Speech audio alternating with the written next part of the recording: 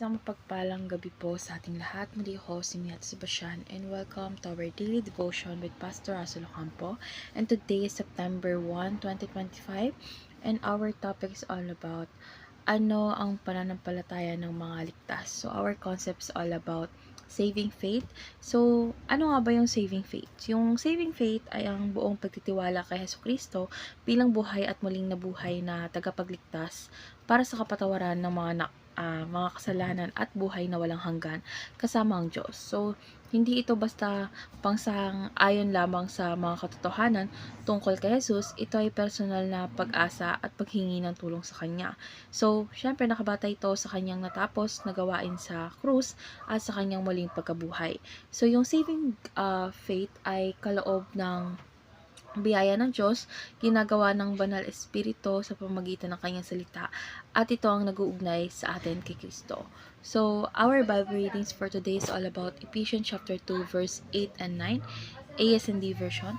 Sapagkat sa pamamagitan ng biyaya ng Diyos, kayo ay naligtas dahil sa inyong pananampalataya. At ang kaligtasang ito ay hindi galing sa inyo, kundi kaloob ng Diyos. Hindi ito nakasalalay sa iyong mga gawa, kaya't walang maaaring magmalaki. So, ngayon dadaan na po tayo sa ating teaching. So, may tatlong elemento ng tunay na pananampalataya. Yung first is yung notisya, ang pag-unawa sa Ebanghelyo.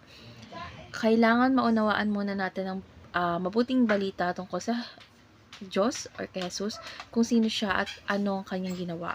Ang tamang pag-unawa sa Ebanghelyo ang nagiging pundasyon ng ating pananampalataya. Second is assensus, pangsang-ayon sa Ebanghelyo.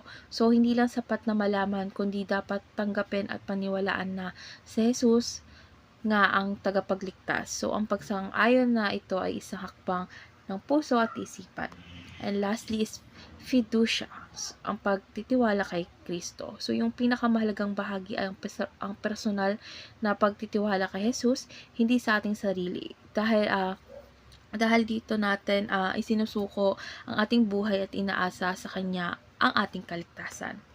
So, ngayon dadako na tayo sa ating application. So, yung first application is dapat unawain ng Ebanghelyo ng Hari na si Jesus. So, dapat basahin natin at pag-aralan ng salita ng Diyos upang mas makilala si Jesus at ang kanyang gawain. So, yung mas malalim na pag-unawa ay magdadala sa atin sa mas matibay na pananampalataya. Second is sumang-ayon na siya ang tagapagligtas na namatay sa krus. So, syempre, dapat tanggapin sa puso natin na si Jesus ang ang tanging daan patungo sa Diyos. So, walang ibang paraan upang maligtas kundi sa Kanya lamang. And lastly is magtiwala kay Kristo sa pamamagitan ng pagsuko ng iyong buhay sa Kanya. So, syempre, hindi sapat yung kaalaman at pangsang-ayon lang natin. So, dapat ipakita ito sa ating pagsuko ng ating buhay. So, yung pagtitiwala kay Jesus ay nangangahulugang siya ang ating Hari at Panginoon. So, ngayon dadako na po tayo sa ating last part, which is our discussion. And our discussion talks about bakit ang pagsuko ng iyong buhay kay Jesus ang pinakamalinaw na ebidensya na tunay ang pananampalataya mo sa Kanya.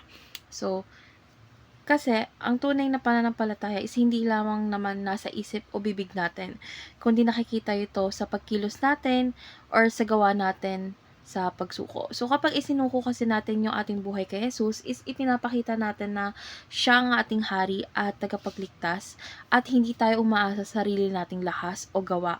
So, yung pagsuko kasi ay isang pruweba at pagtitiwala at pagmamahal sa Kanya.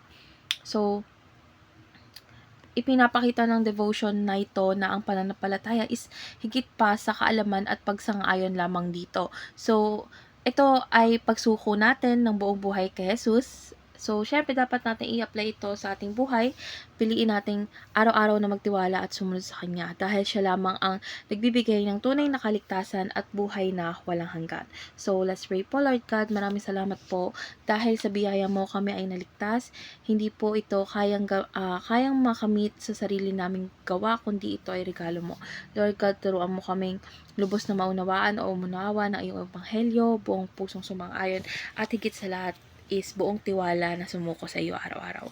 Naway makita sa aming buhay na ikaw ang aming Panginoon at tagapagligtas. Sa pangalan ni Jesus, Amen.